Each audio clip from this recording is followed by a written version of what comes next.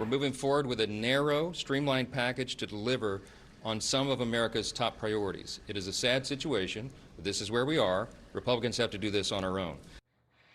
Wow, say that again. That is something. Joining us now, we welcome back Florida Congressman Byron Donalds. He's a member of the House Financial Services Committee.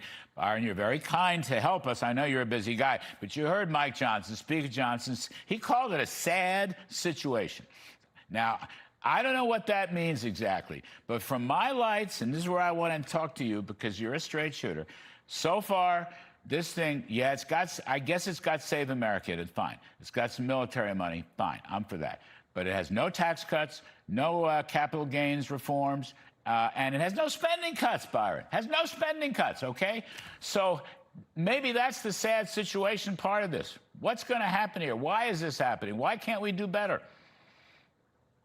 Look, Larry, good to be with you. One of the reasons why the speaker is calling this a sad situation is because congressional Democrats, whether it's the House or the Senate, they don't want to do anything positive for this country. We already know they oppose the Save America Act, even though all Republicans, Democrats, and independents all through America support it. We know that. We know they don't want to support our military, even though they're dealing with the situation in Iran right now. And the third part of this bill is agriculture. In Florida, we lost $3 billion worth of crops back in February because of an Arctic freeze.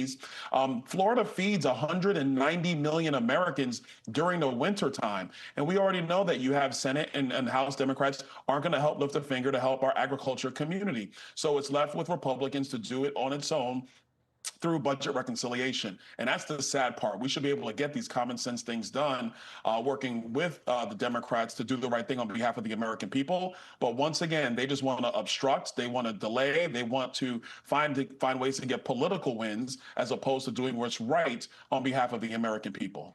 Well, listen, I got nothing against Florida farmers, for heaven's sakes. I'm just saying there's this gigantic budget. What is the budget? $7 trillion? I don't even know what it is anymore. And there's a large budget deficit, and we spend too much. And people, the economic experts earlier in the show, Doug Holtz-Eakin was suggesting maybe we can get mortgage rates down, long-term rates down, if we cut spending. Maybe that's fine. I mean, it's, Byron, given the fact that you're going to do reconciliation, given the fact that you're going to bypass, I understand the Democrats, they want to shut down the government, and they hate Donald Trump. I get that. But I would be more creative, something that people can rally around, you know, and you need more of a growthier message, You know, why not allow people to have a higher exemption on capital gains when they sell their home? The inflation rate has gone up 108% in the last 30 years. Why should you have to pay it on that? Why not spending reduction? All the, you know, we talk fraud, waste, corruption, all the stuff that Emmett Oz has been doing and J.D. Vance. But what's the GOP doing about all that stuff, Byron?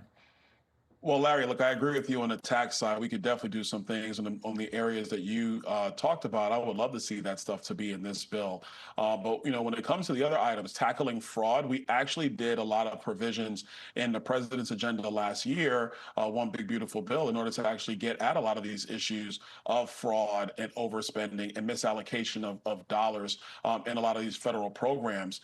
Some of the work we did last year is actually empowering the administration to go work with states that choose to work with the federal government, or even work around states that want to obstruct, to go and make sure that the people's money is being spent effectively. So we did a lot of that work last year. I completely agree with you. Are there places to cut? Absolutely. We should be doing a lot more. But I think the speaker is also trying to make sure that we address some of these critical needs right now, and then continue to work about finding ways to further trim the federal budget and get it back under control, because it's going to take us a while to get there.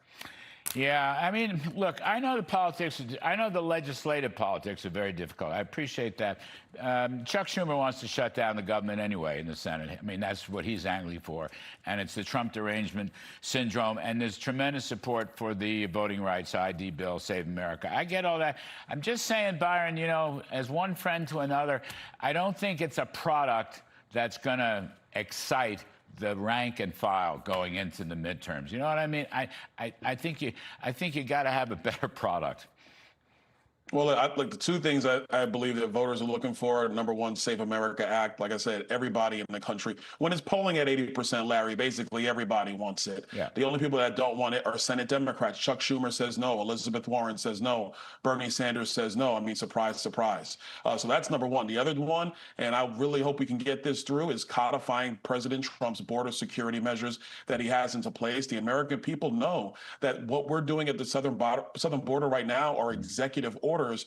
Washington needs to codify that. It's been proven not once but twice to secure this nation. And if we actually secure our nation and control immigration responsibly, it actually puts us on a good glide path going forward budgetarily. You won't have these spikes in excessive spending through various social programs because you're actually controlling the flow of people coming into the United States. That's a great point. Those are two of the major things that should occur. I agree. That's a first-rate point. And I wish people should talk about what you just said. Your riff. Let's memorialize your riff and spread it around so everybody can sell it. Anyway, Byron Donalds, thank you, sir. We appreciate it as always.